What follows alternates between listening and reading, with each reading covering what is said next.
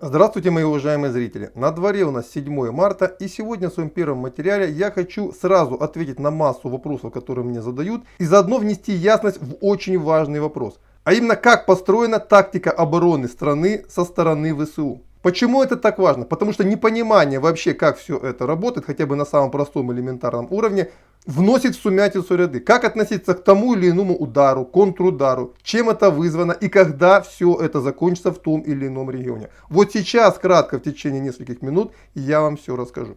Очевидно, что не имея возможности оборонять активно всю страну и понимая, что война более чем вероятна, киевское руководство разрабатывало тактику обороны. Генштаб ВСУ и уже последние бои говорят о том, что в целом, вот я думаю, что я правильно разгадал эту тактику, принял решение создать по периметру фронта сеть узлов обороны, в состав которых должны обязательно входить бронированные механизированные группы, которые должны иметь в своем составе минимум одну танковую роту, ну и минимум один механизированный батальон, и которая могла бы, опираясь на эту базу, вести сражения в полном окружении. Задача перед такими укрепленными районами ставится несколько. Первое. Если враг атакует, сражаться до конца, пытаясь задержать его продвижение как можно дольше. Если враг обошел и пошел дальше, или вообще уничтожит всю эту группировку, то, опираясь на местную систему разведчиков, о которой я говорил вчера вечером, наносить по тылам противника короткие резкие удары и отходить на исходные рубежи. Именно по этой причине вот те контрудары, которые, например, сегодня производит укрепленный район Николаева, они такие короткие и они в целом не имеют никаких стратегических последствий. Потому что если эта группа задержится хотя бы на лишних полчаса-час, она почти наверняка будет разгромлена с воздуха. Но у этой тактики есть как плюсы, так и минусы. Понятно, что в краткосрочной перспективе она работает очень неплохо. Но реальная боевая техника — это не виртуальная игра. У нее нет бесконечной жизни, бесконечного моторесурса, а еще в каждом бою она получает те или иные повреждения, либо даже не в бою, а просто при передвижении. Некоторый ремонт можно провести на месте, то есть мелкий ремонт, а уже средний и крупный ремонт можно провести только на специализированном предприятии. Именно по этой причине российские ВКС начали наносить удары по танкоремонтным заводам. Понимая, что если они будут разгромлены, то есть база ремонтная будет разгромлена, то мотогруппа, которая, например, базируется на Николаев, рано или поздно истощится и вынуждена будет перейти к глухой обороне.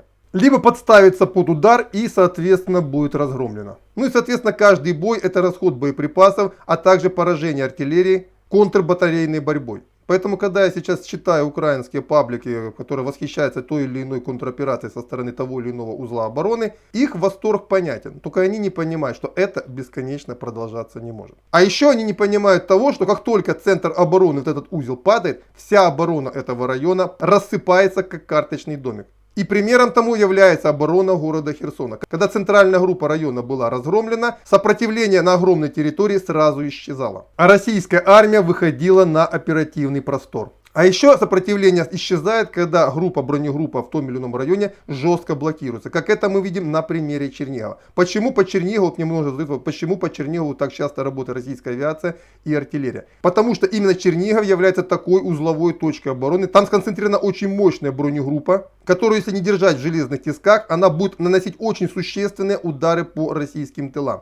И здесь наглядным примером является сравнение двух областных центров — Чернигов и Сумы. Да? Чернигов жестко блокирует, жестко обстреливает, а Сумы по большому счету никто не трогает. Один раз туда зашла российская колонна в район артучилища, зачистила все, что там было, и, убедившись, что далее из города не исходит никакой серьезной угрозы, она оттуда вышла. А последних несколько авиаударов, которые были со стороны российских войск, это по сути предупреждение местной теробороне. Ребята, перестаньте нападать на наши блокпосты, и мы вас трогать не будем. Посмотрите на Конотоп. Мы там договорились, и все живут нормально, мирно и счастливо. И здесь, кстати, хочу сказать, что вот эти некоторые города, которые российская армия не берет, но которые не являются узлами обороны, соответственно, у них нет внутри серьезных воинских подразделений, вот эти вот города абсолютно безопасны для российских вооруженных сил. Именно по этой причине их никто серьезно не обстреливает, а иногда с ними даже договариваются. Кстати, тоже развею миф по поводу того, как работают те или иные группы в тылах российских войск в Черниговской, Сумской области. Они практически уже не работают. В первые дни, если вы обратили внимание, были единичные случаи, когда были нападения то в одном, то в другом месте. Сегодня таких нападений практически не бывает. Ну, по крайней мере, я о них не слышал.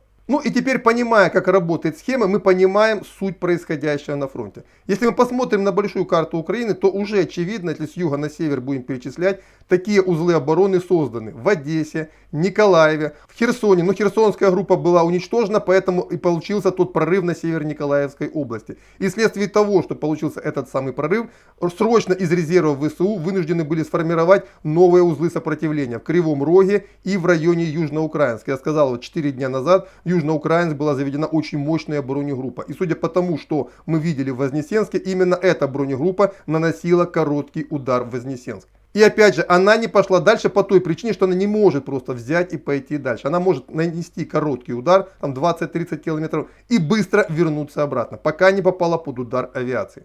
Итак, с правобережья мы разобрались, идем на левобережье. Очевидно, следующий мощный узел обороны — это Запорожье. По поводу Гуляйполя у меня еще не сложилась точка зрения, есть там маневровая бронегруппа или нет, пока непонятно, не видно ее действий. Если ее там нет, то этот город можно просто блокировать и идти дальше. Если она там есть, то его придется утюжить. Но подчеркиваю, пока данных по нему у меня нет. Далее линия фронта уже переходит в зону так называемой ООС, там совершенно другое построение обороны стоит, и выходит из нее уже в районе Изюма. То есть Изюм почему сегодня утюжит, почему много дней за него идут мощнейшие, серьезнейшие бои. Не только потому, что это узел коммуникаций. Именно по этой причине из Изюма сделали узел обороны, который, с учетом его стратегической важности, Россия просто не может пройти мимо. Именно поэтому сегодня Изюм, по сути, равняется с землей. И, к большому сожалению, та же участь постигнет любой город, который, являясь узлом обороны, будет важнейшей стратегической точкой на карте. Поэтому, уважаемые мои зрители, кто живет в таких городах, задумайтесь об этом очень серьезно. Вопрос не в том, кто добрый либо злой. Есть такое понятие военная необходимость. Вот в данном случае на Изюме сошлась военная необходимость двух сторон. Одной стороны удерживать его любой ценой, и с другой стороны взять его тоже любой ценой. И с учетом того, что Изюм уже по сути взят российскими войсками, там осталось только очаговое сопротивление. И с учетом также более серьезного охвата Харькова, ВСУ пытается сформировать такой же узел обороны в районе Чугуева. А еще вследствие прорыва российских войск в Южную Харьковщину, очевидно, такие узлы обороны сегодня формируются в районе Лозовой и Краснограда. Причем по тем данным, которые я получаю, Красноградский узел обороны формируется за счет ресурсов Харьковского узла обороны, то есть перераспределения сил, которые официальному Киеву ни в коем случае нельзя сдавать. Для него это будет важнейшее стратегическое и политическое поражение. Ну и далее таким узлом обороны, за который пока не идут бои, является Полтава. Кстати, обратите внимание, что российские войска остановились примерно в 70-80 километрах от Полтавы. То есть ровно на том расстоянии, на которое бронегруппа из Полтавы выйти уже не может, чтобы не попасть под удар российской авиации. Именно по этой причине здесь относительное затишье. Ни одна из сторон не атакует и, соответственно, не делает вылазок. Также очевидно, что подобный узел должен был быть сформирован, с учетом его стратегической значимости, в районе Пирятина. И тоже обратите внимание, на расстоянии там 80 километров до Пирятина российские войска не идут.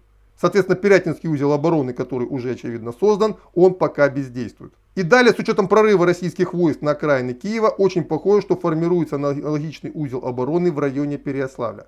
И также формируется новый узел обороны в районе Фастова. Вследствие того, что российская группировка обошла Киев с запада, о боях в этом районе и о других боях я скажу в следующем выпуске. Он будет посвящен уже оперативной обстановке. Пока же мы рассматриваем, как работает система обороны ВСУ. Далее следующий узел обороны — это Житомир и Коростень. Вот так на сегодняшний момент выглядит система обороны ВСУ вдоль всей линии фронта. И я очень надеюсь, что для многих из вас теперь смысл боевых действий и почему происходит то или иное событие стал уже понятным. То есть пока существует узел обороны, эта территория сопротивляется вот по той схеме, которую я описал. Как только этот узел обороны падает, на примере Херсонской области, мгновенно все сопротивление в регионе исчезает. Поэтому тот, кто рассказывает сказки о том, что вот в Украине есть мощное партизанское движение, он просто не понимает того, что происходит. Он просто выдает желаемое за действительное. На самом деле эта система работает совершенно не так. Она работает примерно так, как я вам здесь объяснил. Все, вот это то, что я хотел сказать в данном материале. Думаю, следующий будет уже посвящен военным сводкам за вчерашний вечер, ночь, и за то, что произойдет до того часа. На этом пока все. Ждите следующий выпуск. До свидания.